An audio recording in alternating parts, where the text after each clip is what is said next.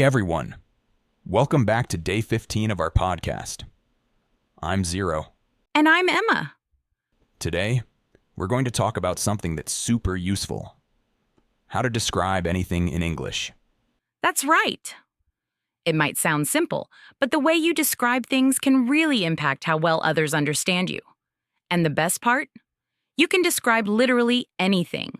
Objects, people, places, or even emotions. Exactly. So let's start with some basics. When you describe something, you want to give enough details to help people picture it clearly, right? Right. Think about it. If I just said, "There's a tree," it doesn't really tell you much.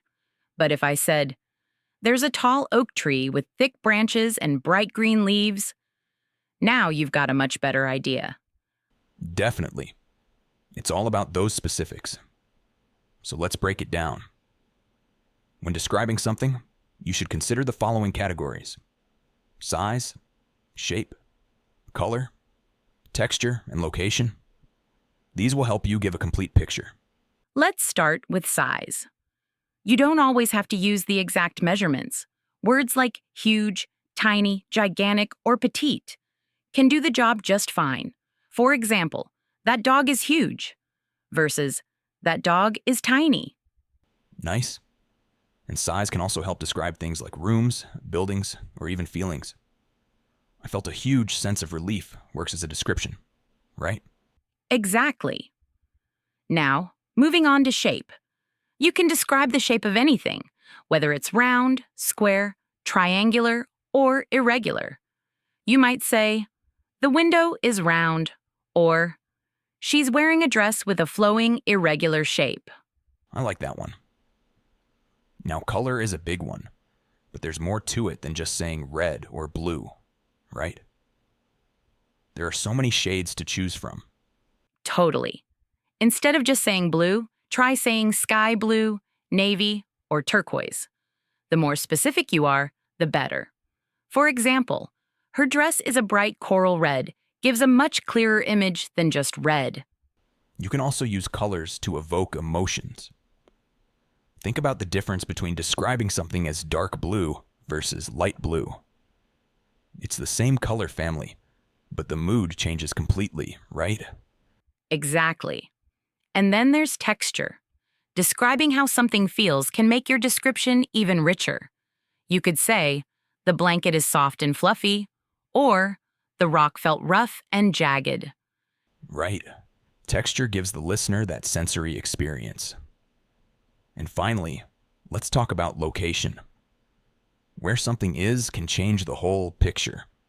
Like, the coffee shop is on the corner of Main Street, or the mountain is in the distance covered with snow. And don't forget the importance of spatial relationships. You could say, "The book is next to the laptop," or "Behind the couch, there's a small table." Nice. So if you use all these elements together, you can describe pretty much anything. Let's try an example. Sure, let's describe a place. How about we describe a park? All right. So, there's a large park in the center of the city. It's filled with tall green trees and colorful flowers.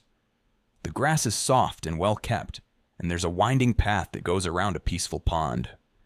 The sound of birds singing fills the air, and you can hear children laughing in the distance. Wow, that was a great example. You gave size, shape, color, texture, and location all in one description. I can almost picture it. Thanks. Let's try one more. This time, we'll describe a person. How about you, Emma? All right, here we go. Emma is a tall young woman with long curly brown hair. She has bright blue eyes that sparkle when she talks, and her smile is warm and friendly. Today, she's wearing a red jacket and jeans, and she walks with a confident, energetic stride. Great job. That's a solid description. You included details about size, appearance, personality, and what you're wearing. It really gives a complete picture. Thanks. And the more you practice using these details, the better you'll get at describing things in English. It's a fun way to expand your vocabulary, too. Definitely. Describing things well can really improve your storytelling and make your conversations more engaging. So, remember, size, shape, color, texture, and location are your best friends when it comes to giving a clear description. And don't forget to use some of those richer, more specific adjectives. They make all the difference. Exactly. So, that's it for today, guys. Hopefully, you feel more confident about describing things in English now. We'd love to hear your descriptions. Feel free to share them with us on social media, and don't forget to tune in for Day 16 tomorrow. See you all then. Bye, everyone.